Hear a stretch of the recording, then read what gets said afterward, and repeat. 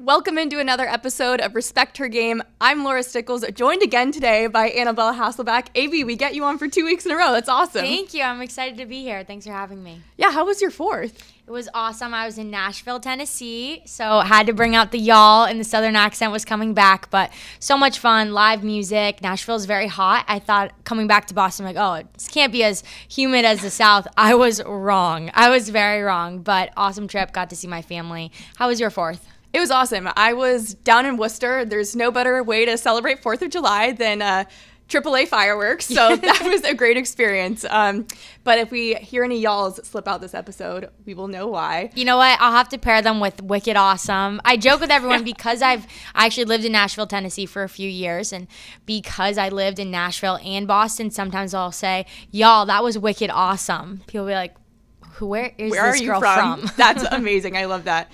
Well, we've got a jam-packed episode today because we have Ann Meyers Drysdale coming on. I spoke with her earlier this week. An amazing conversation. I'm so excited for you guys to hear that. She's a basketball Hall of Famer, the first woman ever to receive a full athletic scholarship. Truly an amazing interview. So excited for you guys to hear that. And then we have the president of the Bourne Braves of the Cape Cod Baseball League coming on. I'm a huge Cape League fan, so I'm excited to get that going.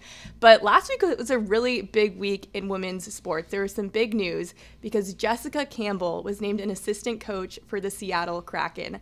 Now, there have been other women that have been named to full-time coaching positions on NHL coaching staffs in the past. But this was the first time that a woman will hold a role that's behind the bench. So she'll be behind the bench for games, and I think that's so important for visibility more than anything. Mm-hmm. It's a historic moment, and I think that's what's crazy is like we're seeing this in the news, but then it's like, no, this is the first time, like you said, that we're going to see a female on the bench of an NHL team. I was in Seattle, Washington for the Kraken's Winter Classic game this winter, and just to see that fan base and how excited that city is to now have an NHL team, I can only imagine the hype that they're going to bring for Jessica. Oh, completely. And just for some context on Jessica and her background, like, first of all, this is so well-deserved. She played hockey in college, was on the Canadian women's national team. In 2017, she retired from hockey, and she actually opened her own skating business. She was a skating and skills coach.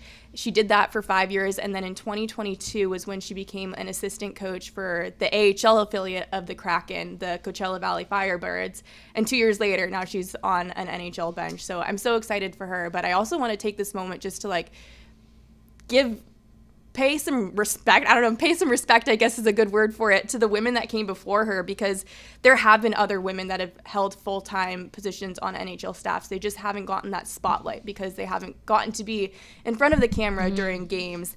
I know in 2018, it was Dawn Braid became the skating coach for the Coyotes, and then in 2022, Emily Engel-Natsky became a video coach for Washington. But like I said, what I think is so important about this role is that there's going to be girls that are watching these broadcasts that are going to be able to see Jessica on the bench, and I just think that's so important because they'll be able to see themselves in her. Yeah, and I love that you brought up the skating coaching that she was doing and the development, because she talked about that in her press conference, that coaching those NHL players in their offseason and doing those skating really showed her the motivation behind, oh, hey, look how cool it is to develop a player. Like she found an interest and a passion in that coaching and watching players develop, even professional athletes, right? I think that's something that people forget is even professional athletes improve their game, work on their game, hone in their skills.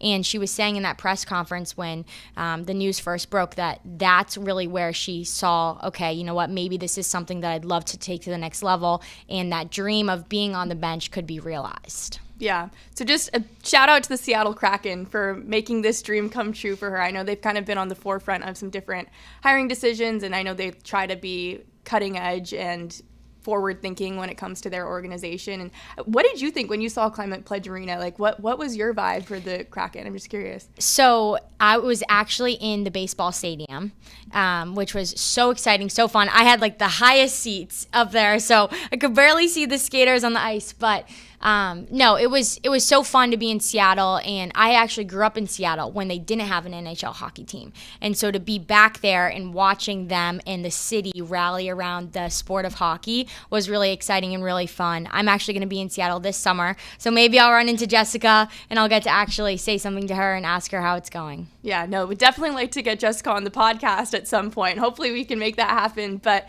we've got some other really great guests coming up today. Like I said at the beginning, we've got Ann Meyers Drysdale. So we'll toss to that interview in just a second. I'm so excited for you guys to hear this conversation, and I hope you're as inspired by it as I was. And then right after that, we have the president of the Bourne Braves of the Cape Cod Baseball League, huge Cape League fan. So let's get this episode going. We are so excited to welcome Ann Meyers Drysdale to the show, current Suns and Mercury basketball broadcaster, also a basketball Hall of Famer, and just an all-around pioneer for women in sports. And welcome to the show. We're so excited to have you. Thanks so much. I appreciate it. And I read all about you. Growing up, clearly you were just an all-around amazing athlete. Not only did you play basketball at UCLA, you also were on the track team, you played volleyball, but why was basketball always special to you? Well, actually, I loved football. I think track and field was really my first sport that I really kind of got into. My dad played basketball at Marquette. Certainly growing up in a large family, and there were 11 of us. I was the middle, and I have 5 sisters and 5 brothers. But, sports was a great outlet. Basketball was always around us. My sister Patty, who's the oldest of all of us, was probably the best athlete. She played basketball, softball, and volleyball. So I saw women playing sports back in the 60s and 70s. And so I get a little frustrated even today thinking that women's sports just happened or happened 50 years ago when Title IX passed. But I'm so fortunate to have been able to compete in a sport like track and field, because I read a book on Babe Didrikson Zaharias, who was an Olympian back in the 30s and was an original LPGA founder. But, reading a book on somebody like that gave me a dream to go to the Olympics, and then to be able to watch Wilma Rudolph and Wyoming Attias, and then to be able to become friends with them. Certainly was a dream come true. And it didn't happen in track and field, but it happened in basketball. And basketball, even though I played 7 sports in high school, basketball was always a sport that kind of stuck out. I love that you brought up Wilma Rudolph. That was actually one of my favorite books growing up as a child. Definitely inspired me as well. But something that I think is really interesting about you, I brought up at the beginning, you've been a trailblazer since the very beginning, and it kind of started for you back in 1974 when you became the first woman to ever be offered a full athletic scholarship. Because that had never been done before, what was your reaction when UCLA offered you one? Well, you look back in 1974, and Billie Jean King had played Bobby Riggs, and in 1972, Title IX had passed as a law, which it's interesting that there are a lot of lawmakers that are trying to get rid of Title IX or change it. Which is unfortunate, but it's become the calling card of women in sports. My brother David was at UCLA already. He was playing for Coach John Wooden. And his roommate his junior year was a guy named Kenny Washington, who had played for Coach Wooden on 2 of his championship teams. And he was the women's basketball coach. And so they came home one day on a weekend for a barbecue and basically said, how would you like to go to UCLA and play basketball on a scholarship? And I said, okay. And that's kind of how I was recruited. But fortunately, to be the first was very special, and to have my brother there his senior year when they would win Coach Wooden's last championship team in '75 was very, very special. And, it wasn't the first time that things like that were happening for me. And again, so many other people had opened doors for me, like a Billie Jean King, like my sister Patty, or a Wilma Rudolph. Or Babe Didrikson back in those days. And so there were a lot of people that helped me through the door. Yeah, I had some family members that went to UCLA. I know my co-host, who's not here today, Annabelle Hasselbeck, has a brother that's going to UCLA. I know it's such a special school. So what are some of your favorite memories of being a Bruin? Well, one, to be able to go to the school in the first place. UCLA has really shaped me in my life and in my career, the people that I've met. Certainly my brother being there, and his senior year, which was my freshman year, and to be a part of what he went through in winning a championship was very, very exciting and fun, and the family was very involved. Being around Coach Wooden and Coach Cunningham and Coach Bush, and my senior year, it would be Billy Moore, who would coach me, who was my Olympic coach in 1976, which was the very first time they had women's basketball in the Olympics. And Billy Moore had coached my sister Patty at Cal State Fullerton to a championship. So just the people that I met, the teammates that I had in all the different sports, learning from different coaches all throughout my career, and how they impacted me, and even the professors. And Professor Art Friedman, who taught broadcasting classes, really was directed me where I am today in my life and my career as far as broadcasting, almost 45 years now. And just an impact that so many people had in my life going to a school like that. How would you describe the impact that Coach Wooden had on you? Oh, it's tremendous. I mean, just, the pyramid of success, and live each day as your masterpiece. Failing to prepare is preparing to fail. And so many different things. But watching him, I was able to, my freshman year, be able to go to the practices and watch my brother and all his teammates and go through the routine of what they did, which we did my freshman year with Kenny Washington. And to watch the repetition and the practices and to be at the games. And he always had an open door for me. After he retired, he was still at UCLA and had an office. But I would go in his office and talk to him and Coach Cunningham, who was one of his assistants. And I was very much a part of the men's athletic program, because the women's program hadn't really kind of materialized quite yet. And so they really kind of took me under their wing as Dave Meyers' little sister. But even after my husband, Don Drysdale, passed away, and even before, Coach Wooden was very involved in my children's lives, and we would go visit him and so forth. He just was a special person that helped guide me, not just athletically, but personally and emotionally. UCLA is obviously used to be part of the Pac-12 conference. I was a Pac-12 fan growing up. I was a Pac-12 student athlete. I even worked for the networks. It was where I started my career right after college. And something that I loved about the Pac-12 conference is just the fact that the women's sports there were so strong and that they got so much publicity there. What do you think will be the lasting legacy of the Pac-12 conference? It's obviously changing right now, but what do you hope will always stay? Well, I think one of the things on the women's side was that you had tenure. You had coaches that were there, and I think there was a respect factor too with the Pac-12. I'm really upset and disappointed still. The Pac-12, over 100 years old, and for it to span one of the great conferences in this country, and I think it's a shame that football couldn't have handled things a little bit better in the schools. But, obviously life changes. What is it? Progress is change. Change is not always progress. But in this sense, it's about the money and the networks and the conferences and tightening things up and so forth. So I think the Pac-12 will always have a historical group. Even, you look at what happened with the Rose Bowl and the Rose Parade and so forth. Not the Rose Parade, but just the Rose Bowl game. It's always a Pac-12 team against the Big Ten, and now that kind of changes. But just the rivalries that each team had, whether it was UCLA and SC or ASU and University of Arizona or Washington State, Oregon State. I mean, they were just such great competitors and rivalries. And I think the students really backed that. That was so much fun to be a part of the student council, or the students coming in and supporting the teams. And I think that will be missed. I think it'll be a lot different because, saying SC against Maryland or UCLA against Penn State, that doesn't, or, it just doesn't seem to have the same kind of draw. But, you got to move on and things change. But I'm just grateful that I was a part of that. Yeah, definitely. I have a lot of really great Pac-12 rivalry memories as well.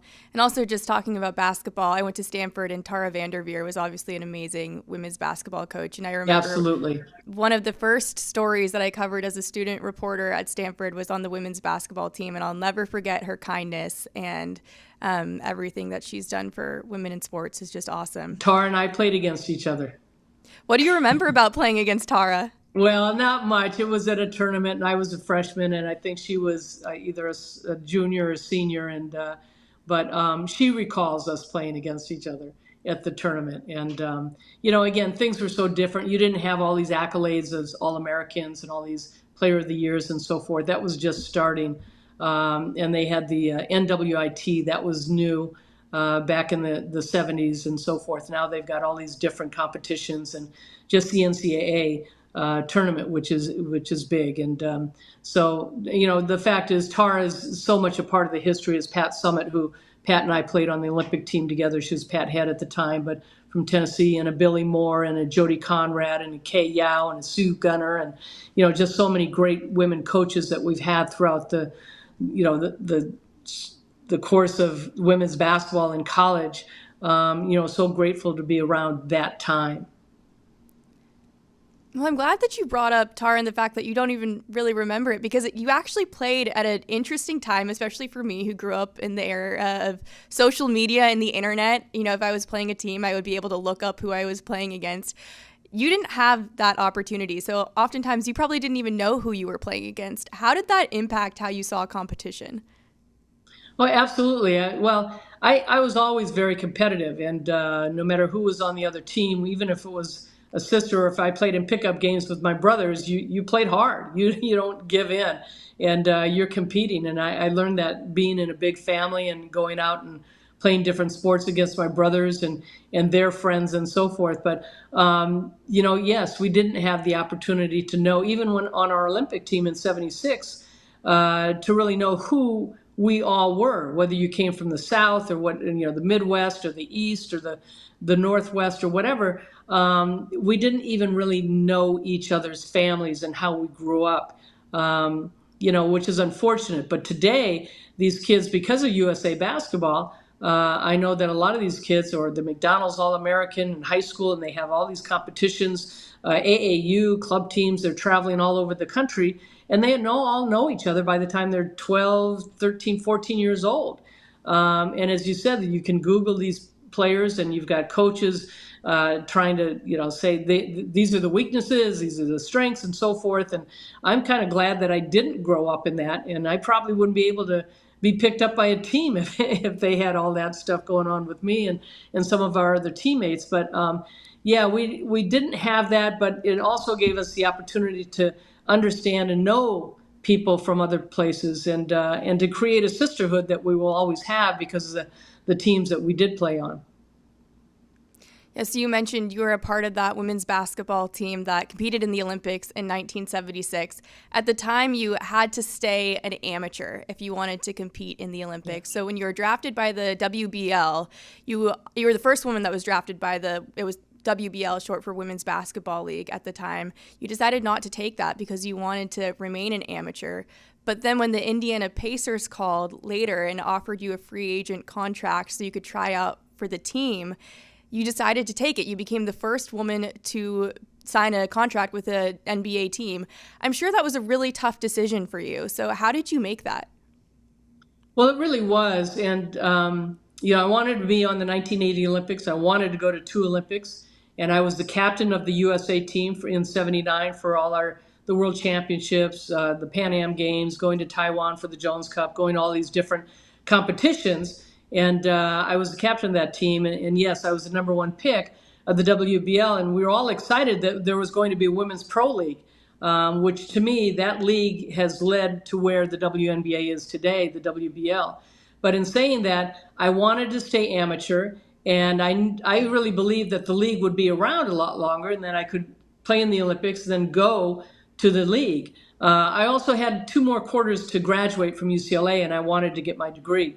But when the NBA came, the Indiana Pacers and the new owner called and asked, and I had just come back from Russia from the Spartacade games and was getting ready to go to Squaw Valley to train with the USA team to go to the World University Games in Mexico. But when I got the call, I just thought, wow. I mean, my brother David was already playing in the NBA. He was with the Milwaukee Bucks. He'd been drafted by the LA Lakers and was in the trade that brought Kareem Abdul-Jabbar to LA, and David went to Milwaukee with 3 other guys. But I just thought it was an opportunity of a lifetime. And when I was in high school, I had played during the summer between my junior and senior year on the boys' summer league team at my local high school. And I had wanted to play on the boys' high school team during the school year. But I had a lot of people talk me out of it. And here, 5 years later, along comes a new owner, and sure, publicity was involved. I never looked at it that way, but publicity certainly was involved. But 5 years later, the same opportunity comes along, and I was not going to have people talk me out of it. And so I look back at what that choice had been earlier. But again, that choice, when I didn't play for the boys' high school team, it opened up the door for me to go and play on the USA national team as a high schooler. And so that was a big plus. But so now it was a professional athlete, I would have to give up my amateur status and not go to the Olympics. And so I weighed the situation. And I thought really it was an opportunity that most men don't get. And because my brother David and the support I had from my family and people that I knew in the NBA and through basketball, I made that choice. And as difficult as it was for a lot of people, for me to say, well, the media especially attacked me a lot, but I wasn't going to be deterred, especially when the coach even came out to California to try and say, no, this is not good. And it was very hard for him to accept. But I had the opportunity to go to the free agent rookie camp. I was signed as a free agent. I was not drafted. And we had 3 practices with 2 a days. I went through the six practices, and unfortunately, I did not make it. I had signed a personal service contract, so I would be with the team no matter what. But again, even though it didn't work out the way I had hoped, it worked out in the sense that it opened up the door for my broadcasting career. It opened up something that I competed in the Women's Superstars, and I met my future husband, Don Drysdale, who was broadcasting for ABC. And then it would open up the door for me to play in the WBL. So, I always try and look at the positive things that happen. Yeah, you brought up the fact that it opened up your broadcasting career. After you didn't make the team, you became an analyst for the Pacers on their broadcasts. Right. So after having been one of the first female analysts on an NBA broadcast, what was it like this season getting to watch Doris Burke become the first female analyst on an NBA Finals broadcast? Well, very happy for Doris, and she's worked very, very hard. And, being on the East Coast does make a difference. She started, she was in Connecticut doing the Connecticut games, University of Connecticut. And remember, ESPN had just started when I had my tryout with the Indiana Pacers. And so a lot of people, as much as the media covered me, it's hard to find anything that of when I had that tryout. Today, as you said, with social media, everybody's videotaping everything. And so happy for Doris and Debbie Ryan and so many other, or Debbie Antonelli, and so many other women announcers that are getting into the business, and certainly having an ESPN and so many other outlets for women of diversity too, that are being hired, and they are knowledgeable women, whether it be in baseball or softball or basketball or volleyball and so forth. And I would like to see more women on play-by-play and on women's games. But I know that will come. But again, I go back to Title IX in opening the door for women to compete in sports. And so these athletes now, whatever the sport is, are coming out and are understanding that there are opportunities in broadcasting and any other walk of life in sports, whether you're a producer or director or, a sideline reporter or whatever, or, a writer, books that are being written about women athletes and so forth. So, there's so many opportunities in TV, but also in sports, whether you're a trainer, or a psychologist, or a doctor, or just, physical therapy and so forth. There's so many things as women can do to stay involved with the sport is such a plus, and I owe that to Title IX. Well, Ann, we have time for one more here, and I want to ask about this season's WNBA because, of course, we all know about Angel Reese and Caitlin Clark. They are great players and are deserving all of the recognition that they're getting, but there's obviously a lot of other really good players in the league. So I'm curious, what's one other storyline that we should be looking out for this season in women's basketball? Look, it's 28 years, and I'm so excited for the WNBA, and Caitlin Clark has been amazing the last 2 years being in college and what the media has done. It has just brought more attention and more eyes to the game. And Angel Reese is having an incredible season, as all the rookies are. And but to me, it's still Diana Taurasi. I mean, she's going to be on her 6th Olympics, 20 years, over 10,000 points. She continues to work. I mean, I've seen all these players work, and we've got so many great players and great players from the past. I don't want to lose the history of even the Comets, the Houston Comets winning 4 championships, or the New York Liberty and their situation. And, you know, one of the original teams, the Phoenix Mercury and the LA Sparks. But, you know, Diana Taurasi to me still is pretty special. The fact that we've been able to see such greatness year in and year out, and what she's contributed to this league. And there's going to be new players that come along. And, you know, you look at Sabrina Ionescu, what she's done, you know, this year and coming on. Ka Copper, who's rejuvenated, and Alyssa Thomas, both of them making their first Olympics, all 3 of those players actually. But Alyssa Thomas just, you know, she's a triple-double threat every night. And but Caitlin Clark coming up with the triple-double. Angel Reese now double-double, 13 in a row, and breaking Candace Parker's record. And so many records that have been created through the past of such great players we've had in the WNBA. And the one thing I really consistently have said, that our announcers in the game need to continue to, if you're going to compare our players of today, compare them of the yesteryear players, not of the NBA players. And our league is old enough, and we've had great players, whether it's a Cynthia Cooper, Cheryl Swoops, Lauren Jackson, Yolanda Griffith, Tisha Penichero, Tamika Catchings, Sue Bird. You know, we've got such great names. Compare our players to those players, not of the NBA.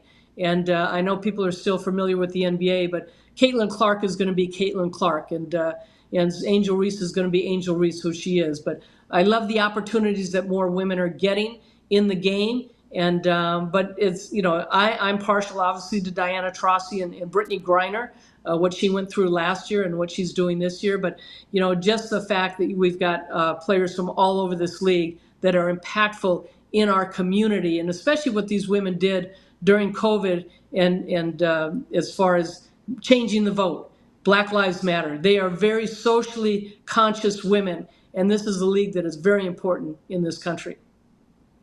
Awesome. That was great. Thank you so much, Ann. We're so happy that we got to have you on the show. I know that we would love to talk for 20 more minutes, but thank you so much. We appreciate the time. Thank you very much. We're so excited to be joined right now by Nicole Norkevicius, president of the Bourne Braves of the Cape Cod Baseball League. She's also an attorney, also a mom. She's got so much going on. Nicole, we're so excited that you're giving us some of your very valuable time. Thank you so much for being on the show. Oh, thank you for having me. I look forward to it. I love NESN, so I was very excited to be offered the opportunity to speak with you. So I've been going to Cape Cod Baseball League since I was 7 years old. My family were big Katuitt Kettleers fans. I think we'd go to like 5 or 6 games every season, especially after the Red Sox tickets got too expensive. My family was like, you know what? We're going to become Cape League fans. So I know how special the Cape League is. But for people that might not know, what is the Cape Cod Baseball League? The Cape Cod Baseball League is the premier summer collegiate league. There's 10 teams in 2 divisions across the Cape. It's a wooden bat college league, fully run by volunteers. The best thing about the Cape is it's the purest college baseball. Like I said, it's wooden bats. It's the top players from the ACC, SEC, players that play in the College World Series and are drafted every year. From a player's perspective, the longest bus ride is less than an hour, and from an MLB scout perspective, they can see 2 or 3 games on any given night. That's awesome. Well, it was just July 4th, and thousands of fans filled the streets of Main Street to watch your Braves walk down the street with the hardware. You guys have won back-to-back championships. Can you tell me about that day? It was great to see our fans out on the streets of Buzzards Bay cheering for us. The last 2 summers have been incredible, winning back-to-back championships. Neither season were we like first place going into the playoffs. It's certainly a marathon. The Cape League season, we put more than 40 regular season games plus playoffs into a very short, compact season.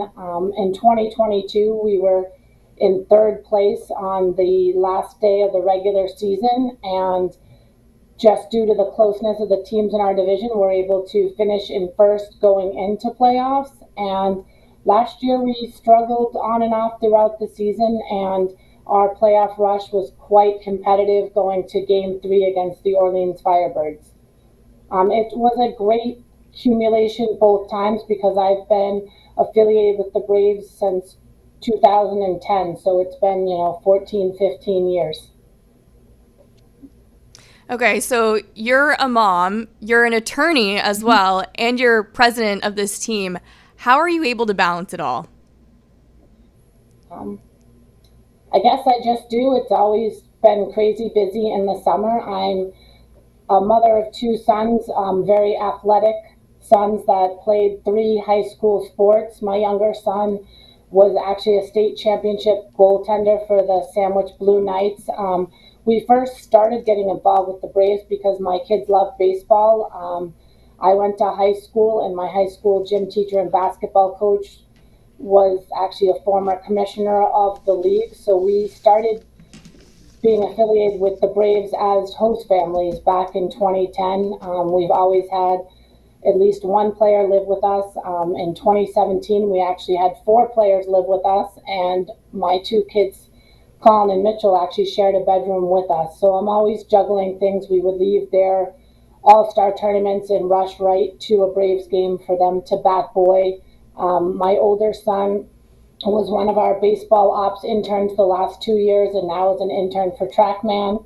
And in 2022, my younger son was our bullpen catcher towards the end of our season and during our playoff and championship run. So I enjoy it. I just am always juggling and changing clothes in the car often. That is so awesome, and I can imagine how cool that is for your 2 sons, especially getting to live in with the players and to be a part of the Braves. That is so cool. And my family members live in Florida. They flew up to go to a Cape Cod baseball game, to bring their 4 little boys to a Cape Cod baseball game. So I just know the memories and the significance that this baseball league has. What has been your favorite summer baseball memory? I always say that Cape League baseball is really about relationships. When we first started hosting, my sons were in kindergarten and 2nd grade. The players would go to their school and read story hour, would play games.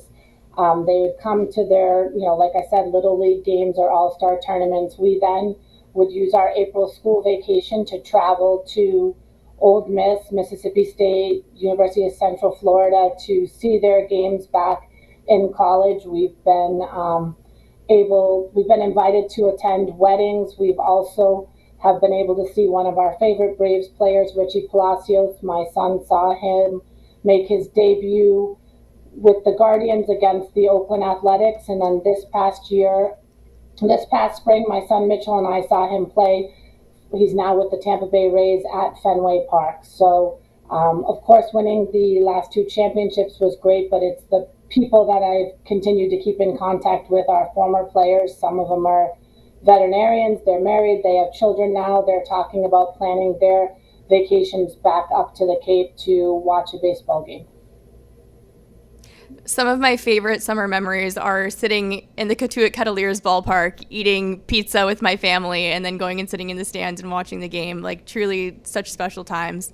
And for fans that don't know, next week there will be no Red Sox baseball on NESN Monday through Thursday because of the All-Star break. But there will be 2 Cape League games airing, which is so exciting. And Nicole, your team is involved in both of them. On Monday at 7 p.m., it's Harwich at Bourne, and Wednesday, 7 p.m., Bourne at Chatham. So for some fans who want to tune in, what are some storylines that they should be looking out for the Braves this season? We have several Vanderbilt players. We have key SEC players. That'll also be right after the MLB first-year player draft. So it'll be interesting to see which players from last year's team go high up in the draft. We've had several of our Braves be drafted number 1 overall. Henry Davis out of Louisville was drafted number 1 recently. We also have several MLB players like Pete Alonso, who will be in the All-Star Home Run Derby. He played for the Bourne Braves. It's 2 different ballparks. Our field gives premier viewing sites right at a local high school, and the Chatham Anglers Park is in downtown Chatham. It'll just be quality baseball with the highest quality players and coaches. It's a great thing to see on NESN. We love our relationship with NESN, and also for players or for fans to come and check it out. It's free, donations only, and we have very reasonable concessions available at Dorn Park. Awesome. Well, I can't wait to tune in and watch on Monday and Wednesday. Nicole, thank you so much for joining us. We thank you so much for your time, which is clearly, as we've just mentioned, very valuable. So thank you. Thank you for having me on. I look forward to it. We want to thank Nicole so much for coming on. That was such an awesome conversation. I always love the Cape League, having gone to games there myself, like I said in that interview. But I want to reflect a little bit more on that Ann Meyers Drysdale interview, because she is such a trailblazer. It was really an honor, honestly, to have her on this podcast. And I loved what she said at the end about when she was talking about the WNBA, where she wants current WNBA players to be compared to former WNBA players that came before them, not NBA players that are currently or formerly playing. And I think that's so important, especially because the women that came before this generation of players currently playing in the NBA or WNBA did not get the recognition that they deserve. They have not gotten the hype that this current generation of players is getting. So yeah, I love what she said about that. No, it's cool to hear her perspective on that. And even just for me personally, I just dropped my little brother off at UCLA. So to hear the impact that UCLA has had on her, and that she's even still talking about it with all the other Olympics, professional basketball, men's and women's, broadcasting, to see all the other things that she's done and to talk about her experience at UCLA so highly, I was happy. I was texting my brother, hey, get ready. It's going to be awesome. No, I love UCLA. I obviously didn't go there, but I have a soft spot in my heart for every single Pac-12 school, as I mentioned on that interview as well. So yeah, that was so great. I'm so happy that we got to have her on. But now we've got to transition to our wins of the week. We had a jam-packed episode, so we got to start wrapping things up here. AB, how about you go first? You want me to start? Yeah, okay, kick it off. My win of the week, it actually happened very recently, like 2 days ago. I found out that my Boston College women's lacrosse team gets to go to the White House July 22nd. So you're going? I'm going to the White House July 22nd. So I'm super excited. I felt a little weird, like, can my win of the week be something that I'm involved in? But yes, it's so cool. It's a once in a lifetime, so I had to make it my win of the week. So my teammates and I were all texting, what are we going to wear? Like, you know, all the things that girls would say. But yeah, we're so excited. We don't have a ton of details yet. I probably can't let you know the details if I'm going to the White House. We're going to keep it, you know, like we're going to play the FBI, in CIA, act like that. But no, we're super excited, and it'll give me an opportunity to see all my teammates. You know, you graduate college, and the next time that you're going to see your friends is when you actually go visit them. Everybody's scattered across the U.S. You don't have that first day of school to look forward to or practices anymore. So just excited to see my team, and really cool to be honored.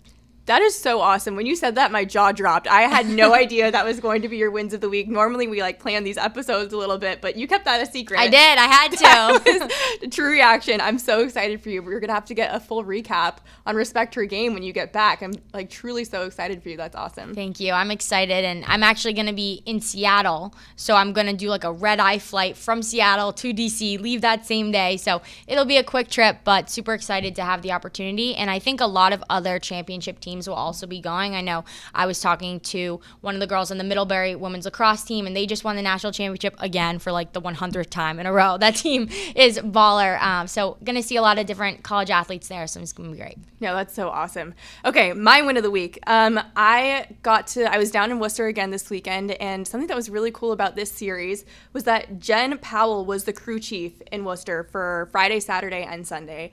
And when she graduated from umpire school back in 2017, she became just the 7th female umpire in professional baseball. This year, she's the first woman ever to umpire AAA baseball. Not first woman ever, first woman in 34 years to umpire AAA baseball. Over the summer, she became the first woman in 17 years to umpire a spring training game.